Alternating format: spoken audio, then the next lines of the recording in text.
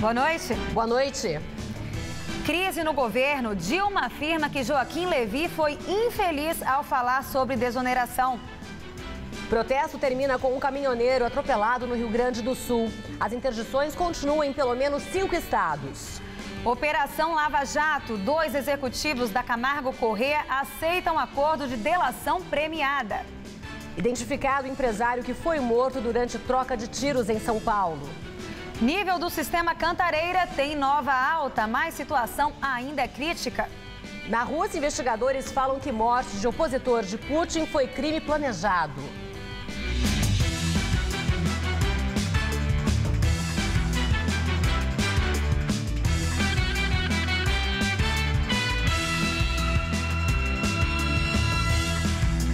Caminhoneiros continuam em greve e fizeram interdições hoje em pelo menos 5 estados. Uma nova reunião para tentar um acordo foi marcada para o dia 10 de março.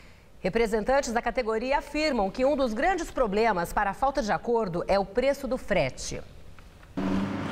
Sérgio chegou do Rio de Janeiro há 3 dias e ainda não conseguiu uma nova carga para poder voltar. Diz que pegar a estrada de carroceria vazia é prejuízo na certa. Não tem como. Porque eu vou ter que bancar o óleo diesel e bancar o pedágio.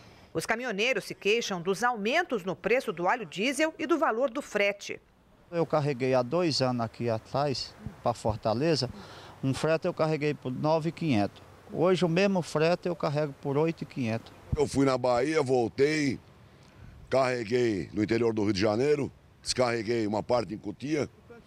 Sobrou R$300. Isso em quantos dias? Uns 10 dias, mais ou menos. De trabalho. De trabalho. Parado já há uma semana, à espera de uma nova carga, Valdomiro reclama da ação dos intermediários, que fazem a ponte entre as transportadoras e os caminhoneiros autônomos, mais de 80% da categoria. Os agenciadores acabam ficando com uma boa fatia do frete. Ontem, caminhoneiros fecharam a pista expressa da Via Dutra, na saída da capital. A interdição de mais de 1 hora refletiu na Marginal Tietê, que teve 15 quilômetros de filas no fim da tarde. Na terça-feira passada, um protesto bloqueou o acesso ao Porto de Santos durante quase 9 horas. O batalhão de choque se organizou para liberar a pista, mas alguns caminhoneiros se recusaram a sair. A polícia usou bombas de gás e 7 pessoas foram presas. Quando começa a faltar comida na mesa da tua família, você é obrigado a fazer isso. Você não olha mais para os lados, você não pensa mais em governo, nem no pessoal que está ao redor. Você pensa em você. Ninguém saia da sua casa para ir fazer um protesto no meio da estrada de graça. Apesar das decisões judiciais que determinam a liberação das estradas, inclusive com a imposição de multas, os bloqueios continuam. É que não há um comando central único do movimento. Lideranças de alguns grupos rejeitaram o acordo que associações e sindicatos fecharam com o governo na quarta-feira. O presidente da entidade, que reúne cerca de 500 trabalhadores autônomos, diz que os pontos acordados, entre eles a lei do caminhoneiro, já aprovada pelo Congresso, não significam avanço. Ele defende os bloqueios até que o governo interfira no preço do frete, com a criação de um piso por quilômetro rodado. Tem que ter uma mesa de negociação permanente para discutir como a NTT faz. Os fretes dos ônibus é a NTT que regula. A NTT tem autonomia para isso e é governo. As frotas dos empresários do setor do agronegócio, 6 caminhões com 6 anos já estão vendendo os caminhões. Dos cargas gerais, caminhão máximo de 11 anos de vida. Os caminhoneiros estão com 40 anos. Então o governo tem que enxergar, tem que saber que é necessário, porque essa paralisação vai ficar contínua, não vai parar mais. E hoje de manhã um caminhoneiro foi atropelado e morreu durante o protesto na BR-392 em São Cepé, no Rio Grande do Sul. De acordo com a Polícia Rodoviária Federal, ele participava de uma manifestação que fechava a rodovia e acabou atingido por um caminhão que furou o bloqueio. Em nota, a Secretaria-Geral da Presidência da República lamentou a morte do caminhoneiro Kleber Adriano Machado Ouriques. O texto informa que o governo federal se solidariza com a família da vítima e que reforça o compromisso e a disposição para o diálogo. O texto diz ainda que as propostas anunciadas nesta semana em reunião em Brasília entre representantes dos caminhoneiros, empresários e governo federal são o caminho para a normalização das rodovias. É identificado o motorista do Jaguar que foi baleado e morto durante uma troca de tiros entre policiais da rota e criminosos. Segundo a revista Veja São Paulo, a vítima é Alessandro Altobelli, de 68 anos. Ele era italiano, empresário do ramo de restaurantes e vivia no Brasil havia muitos anos. Ele era sócio do apresentador e chefe Olivier Anquier.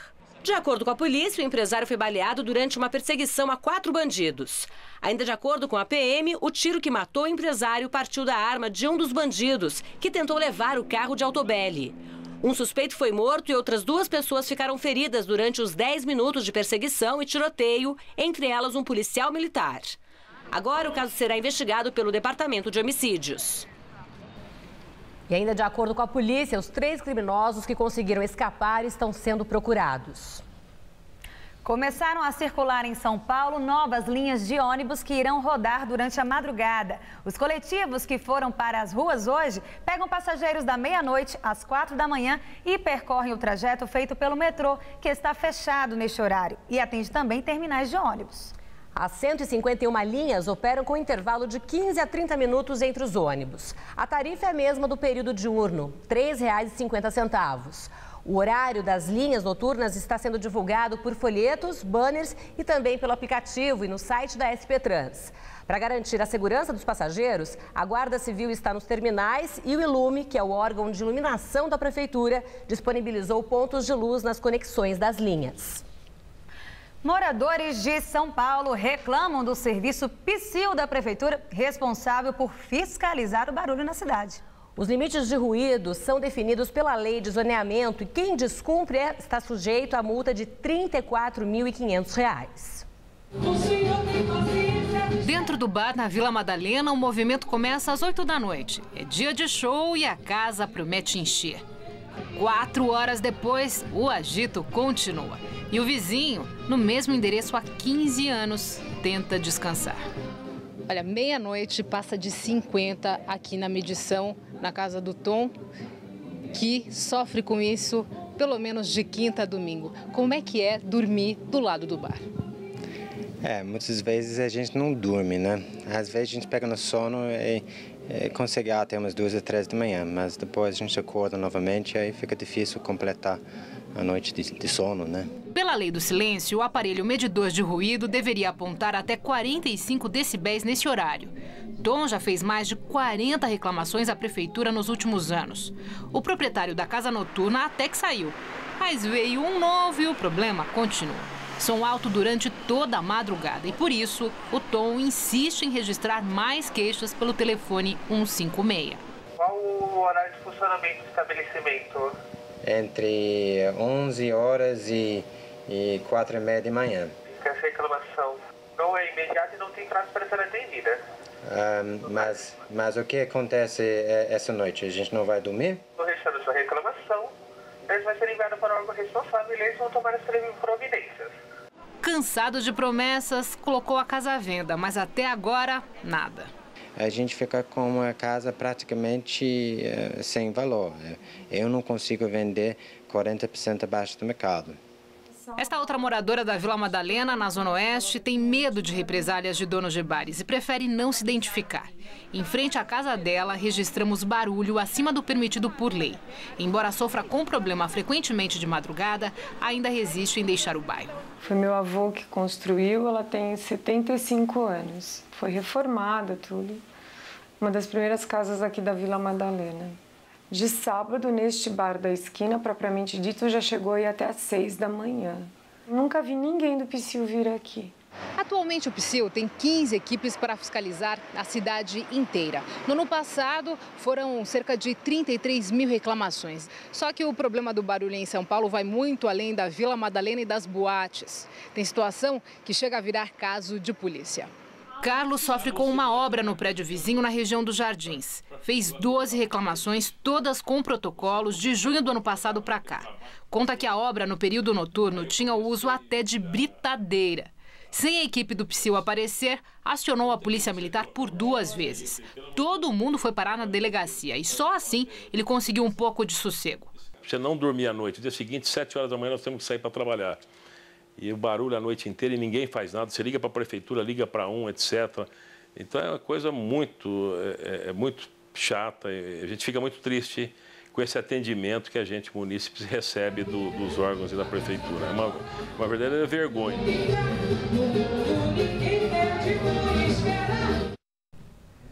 Segundo os especialistas, ruídos constantes acima de 85 decibéis podem causar problemas de audição. Já os que foram constatados pela nossa equipe, a longo prazo, podem provocar dores de cabeça, insônia, pressão alta, também úlcera e gastrite, que são respostas que o organismo apresenta sozinho quando exposto por muito tempo a situações de estresse. Em nota, a Secretaria de Coordenação das Subprefeituras informa que, em janeiro, o PSIL recebeu 2.174 reclamações e fez 2.616 atendimentos. Além de vistorias, foram aplicadas 38 multas e 10 estabelecimentos foram fechados. Nível do Cantareira volta a subir neste sábado, mas a situação ainda é considerada crítica. Agora, o nível dos reservatórios chegou a 11,4%. Segundo o boletim divulgado pela Sabesp, trata-se do melhor mês do sistema desde janeiro do ano passado. Apesar da alta, o conjunto de represas conseguiu recuperar apenas a segunda cota do chamado volume morto, que já vem sendo usada no abastecimento. Os demais sistemas também tiveram alta. O Guarapiranga passou de 60,1% para 60,3%. O Alto Cotia subiu de 38,6% para 39,8%.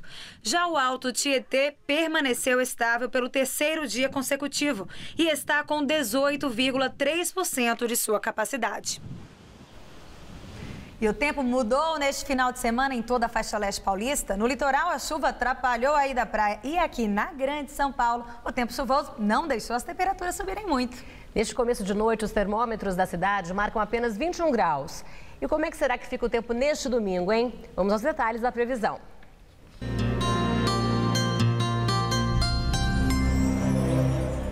Nesse domingo, deve voltar a chover no interior gaúcho por causa de áreas de instabilidade vindas da Argentina.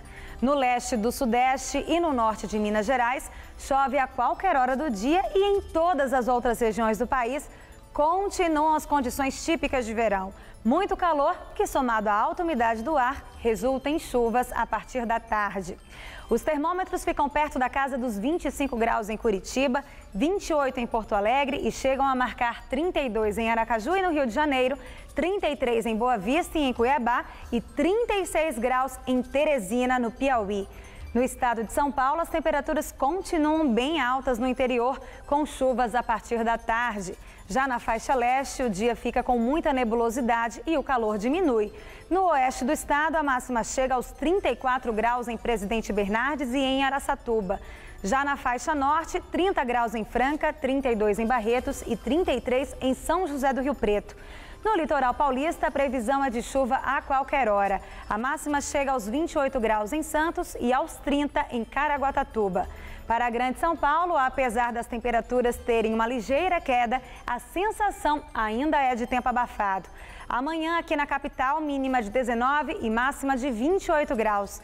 E a semana começa bem quente, com pancadas de chuva previstas para todos os dias. Na segunda-feira, 30 graus, na terça esquenta mais, 31 e na quarta-feira a máxima volta à marca dos 30 graus. Fernando Henrique Cardoso ironiza presidente Dilma Rousseff em foto nas redes sociais.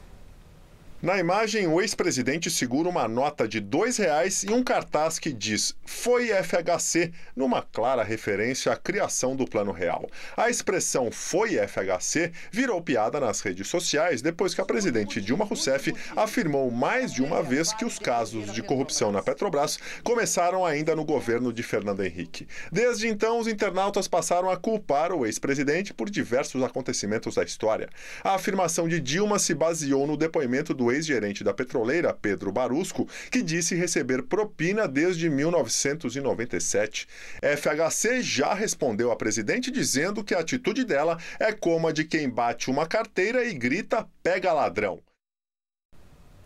Também pelas redes sociais, o Partido dos Trabalhadores respondeu postando a mesma foto que Fernando Henrique Cardoso, mas com frases ironizando o seu governo. Por exemplo, quem privatizou a Vale do Rio Doce? Foi o FHC. Operação Lava Jato. Mais 2 executivos fecham um acordo de delação premiada. Dessa vez, o presidente da Camargo Correia, Dalton Avancini, e o vice-presidente, Eduardo Leite, se comprometeram a pagar uma multa de mais de 10 milhões de reais e a colaborar com as investigações em troca de redução da pena, caso sejam condenados. Eles são os primeiros integrantes de uma empreiteira de grande porte que decidem colaborar com o Ministério Público Federal. Ambos estão presos desde novembro, quando aconteceu a 7ª fase da Lava Jato, que teve como alvo executivos e funcionários de empresas que mantêm contratos com a Petrobras. A Camargo Correia é suspeita de integrar o cartel que manipulava licitações da estatal por meio de pagamento de propina a diretores e partidos políticos. A operação agora tem 15 delatores. O ministro da Justiça determina que a Polícia Federal brasileira investigue envolvidos em suposto esquema de evasão fiscal do banco HSBC na Suíça. O ministro José Eduardo Cardoso falou sobre o caso nesta tarde durante coletiva em São Paulo. Evidentemente, a Polícia Federal caberá, com todo rigor, apurar os fatos e fazer um enquadramento em crimes que porventura tenham ocorrido. Serão investigadas apenas aquelas pessoas que, obviamente, têm indicadores de que praticaram ofensas à legislação brasileira, seja a legislação que disciplina a atividade tributária, seja a legislação criminal. As denúncias sobre brasileiros também serão investigadas por uma CPI que está sendo organizada no Senado. O caso, conhecido como Swiss Leaks, foi revelado no início de fevereiro, quando o Consórcio Internacional de Jornalistas de Investigação divulgou documentos confidenciais sobre o ramo suíço do banco HSBC. Segundo os papéis, o banco teria auxiliado mais de 100 mil clientes de 203 países com contas na Suíça a sonegarem impostos e esconderem dinheiro, dentre outras irregularidades. É claro que nós buscaremos, através dos órgãos do Ministério da Justiça, uma colaboração internacional com o governo suíço, dentro daquilo que nós já temos de tratados estabelecidos, para que nós possamos, trazendo os documentos do estrangeiro, instrumentalizar os inquéritos que serão colocados em apuração. Então, portanto, o material da Receita Federal, as notícias da imprensa e aquilo que nós conseguirmos obter dentro da cooperação internacional que temos com a Suíça, será um material que dará o ponto de partida para as investigações. Sabe agora quais são os destaques das principais revistas semanais de informação do país? A crise é de confiança. Em reportagem especial, Veja afirma que o rebaixamento da Petrobras, a falta de convicção nas medidas econômicas e o desentendimento na política prejudicam o país. Época também discute a situação do país com a chamada Brasil em Transe. A revista afirma ainda que Brasília treme à espera da lista dos políticos flagrados no Petrolão. Com o chamado caldeirão social está fervendo, isto é alerta para as recentes manifestações no país e questiona: aonde vamos parar? O Brasil sem empreiteiras é o destaque da Carta Capital. A revista afirma que o país vive a tragédia do impasse e está entre a necessária punição dos corruptos e a ausência de empresas aptas a tirar o Brasil da crise. Veja também as manchetes de amanhã dos 2 principais jornais de São Paulo. O estado de São Paulo. Dilma diz que fala de Levi sobre desoneração foi infeliz. Folha de São Paulo. Concessão de aeroportos trava após a Lava Jato. Segundo o jornal, com empreiteiras enfraquecidas por investigações, governo adia planos. Em viagem ao Uruguai, presidente Dilma Rousseff diz que ministro da Fazenda, Joaquim Levy, foi infeliz ao criticar política de desoneração. Ontem, Levy disse que a redução nos impostos das empresas, benefício criado no primeiro mandato de Dilma, foi uma brincadeira que saiu cara e custa 25 bilhões de reais por ano aos cofres do país. Ele falou justamente durante um anúncio de redução dessa desoneração. Hoje de manhã, na cidade uruguaia de Tarariras, Dilma rebateu o ministro. A desoneração da Folha ela foi importantíssima e continua sendo. Se ela não fosse importante, nós tínhamos eliminado e simplesmente abandonado. Acho que o ministro foi infeliz no uso do adjetivo. É um instrumento que vai permanecer. Agora, em certas conjunturas tem de ser reajustados, ou para cima ou para baixo. Dilma Rousseff esteve em Colônia de Sacramento, no Uruguai, ao lado do presidente do país, José Mujica. Eles participaram da inauguração de um parque eólico, resultante de parceria entre as estatais brasileira Eletrobras e a uruguaia UTE. Amanhã, em Montevidéu, Dilma participará da cerimônia de posse do novo presidente do Uruguai, Tabaré Vázquez. Ele sucederá Mujica pelos próximos 5 anos. Porque eu acredito que o presidente Mujica representa o que há de melhor na América Latina. Uma liderança com um compromisso com o seu povo e com todo o povo latino-americano. E, ao mesmo tempo, uma pessoa encantadora, como vocês já viram que ele é. Uma pessoa que está à frente do seu tempo. Crise na Rússia. Investigadores afirmam que a morte do opositor do presidente Vladimir Putin foi planejada. Ex-vice-premier e uma das principais vozes da oposição ao governo russo, Boris Nemtsov, de 55 anos, foi morto a tiros na noite de ontem, em Moscou. De acordo com a polícia, o atirador não identificado fez 4 disparos de dentro de um carro, quando Nemtsov cruzava uma ponte próxima ao Kremlin, sede do governo. Hoje, o carro usado no crime foi localizado. Nos últimos meses, Nemtsov trabalhava na elaboração de um documento para tentar provar a participação da Rússia na guerra civil da Ucrânia. Ele também vinha organizando uma grande manifestação contra o governo. O presidente russo, Vladimir Putin, condenou o assassinato e afirmou que o crime pode ter sido encomendado. Já o presidente Barack Obama pediu para que a Rússia conduza uma investigação rápida, imparcial e transparente. Poucas horas depois da divulgação da morte, o local do crime foi tomado por homenagens ao oposicionista. Ainda segundo as agências de notícias, os investigadores afirmam que a arma utilizada no crime é o modelo de uso da polícia e do exército russo. As testemunhas do crime já foram interrogadas. Autoridades de Cuba e dos Estados Unidos se reúnem para a segunda rodada de conversa para a restauração das relações diplomáticas. Segundo a chefe da delegação cubana, Josefina Vidal, a reunião trouxe progresso, mas não há previsão para a renovação dos laços entre os dois países. Já Roberta Jacobson, chefe da delegação dos Estados Unidos, disse estar otimista. O governo americano espera abrir uma embaixada no país, governado por Raul Castro, até abril. No encontro, os cubanos pressionaram para que a nação deixe de fazer parte da lista de países que patrocinam o terrorismo. Após um embargo que durou mais de 50 anos, Estados Unidos e Cuba voltaram a se aproximar. Pelo menos 14 pessoas morreram após tempestades atingirem Madagascar. As chuvas provocaram inundações em Antananarivo, capital do país.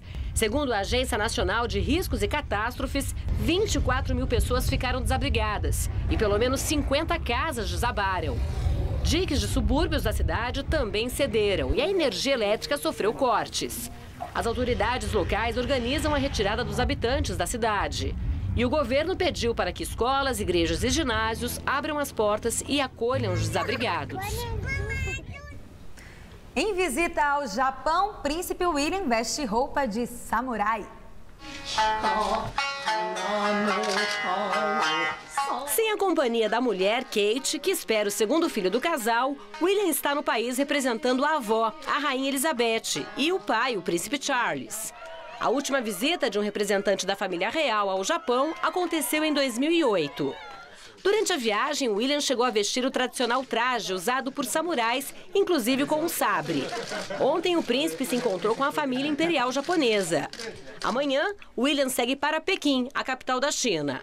A visita tem como objetivo melhorar as relações diplomáticas entre os dois países.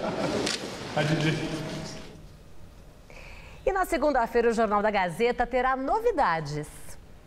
Boa noite. Boa noite. A partir de segunda, o jornal será ancorado por Rodolfo Gamberini. Ele apresentará o Jornal da Gazeta ao lado de Stella Gontijo. Além disso, a partir da semana que vem, outros 2 comentaristas reforçam o time do Jornal da Gazeta. O jornalista Josias de Souza trará diariamente os bastidores da política nacional, direto de Brasília. Denise Campos de Toledo falará sobre economia popular às terças e quintas-feiras. E o Jornal da Gazeta termina aqui? A edição de hoje pode ser vista daqui a pouco no site tvgazeta.com.br/Jornal da Gazeta. Um excelente domingo para vocês. Nós voltaremos na segunda-feira às 19 horas. Boa noite.